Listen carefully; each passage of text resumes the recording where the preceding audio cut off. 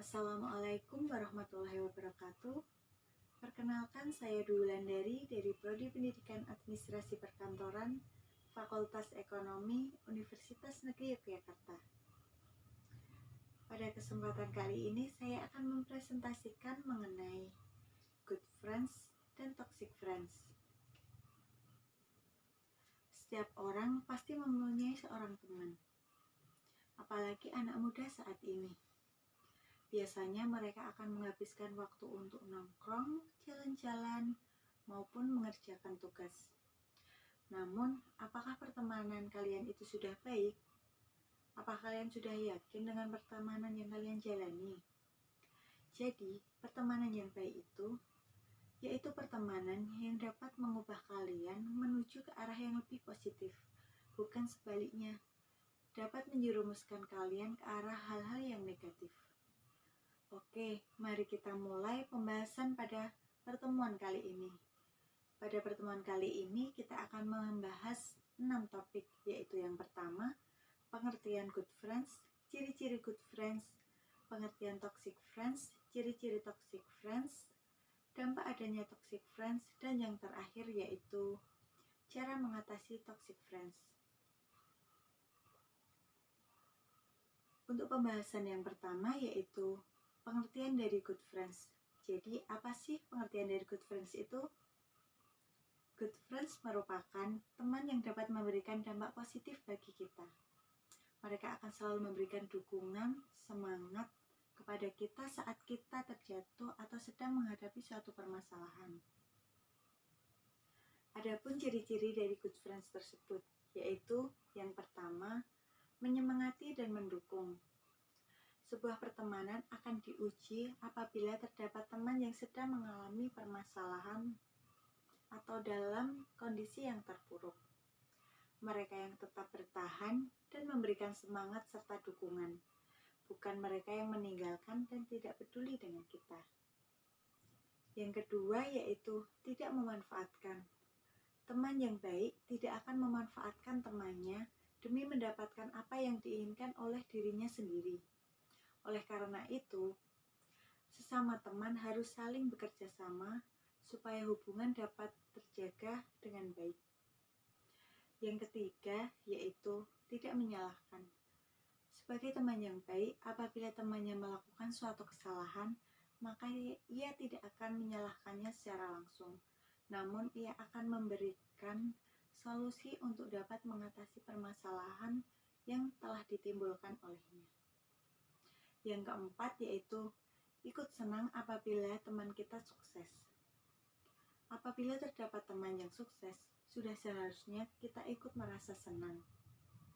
Mereka yang iri dengan keberhasilan temannya sendiri merupakan teman yang menganggap pertemanan tersebut sebagai ajang perlombaan untuk menunjukkan siapa yang paling terbaik. Dan yang terakhir yaitu setia dalam kondisi apapun.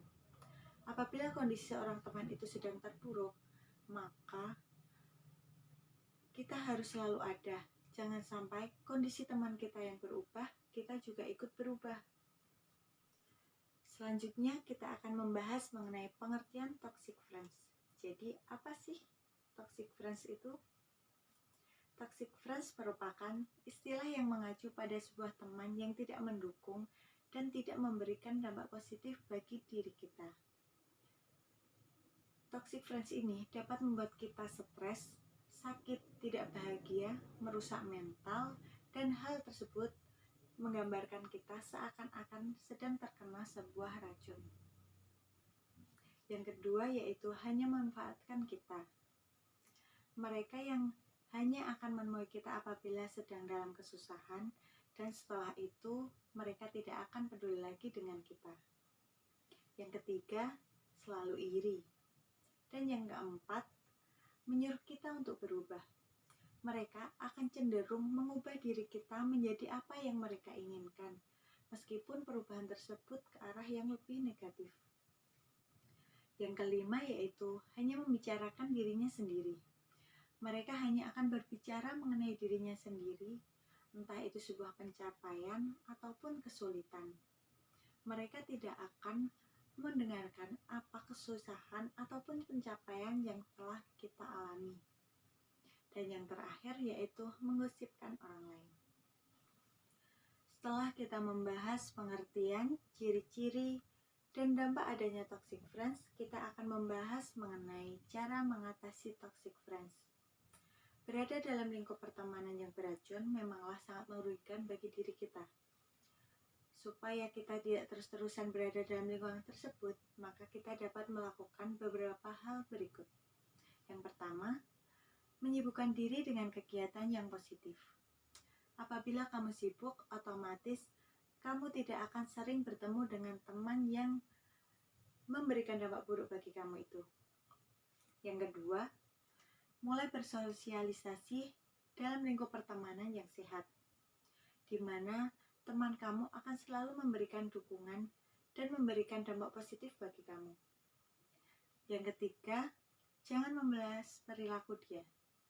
Apabila kamu membalasnya, maka kamu tidak ada bedanya dengan dia. Ada satu kata bijak menurut Walter Windsor, yaitu a real friend is one who walks in when the rest of the world walk out. Yang artinya, sahabat sejati adalah ia yang mengiringimu saat semua orang menjauhimu. Tidak terasa ya, pembahasan pada pertemuan kali ini kita telah selesai. Dari materi yang telah saya sampaikan tadi, semoga dapat bermanfaat sehingga kita dapat lebih bijak dalam memilih teman. Apabila kita sudah bijak dalam memilih teman, maka kita dengan teman-teman kita dapat menuju ke arah kesuksesan bersama dan meraih kebahagiaan masing-masing. Sekian dari saya, apabila ada kekurangan, saya mohon maaf. Wassalamualaikum warahmatullahi wabarakatuh.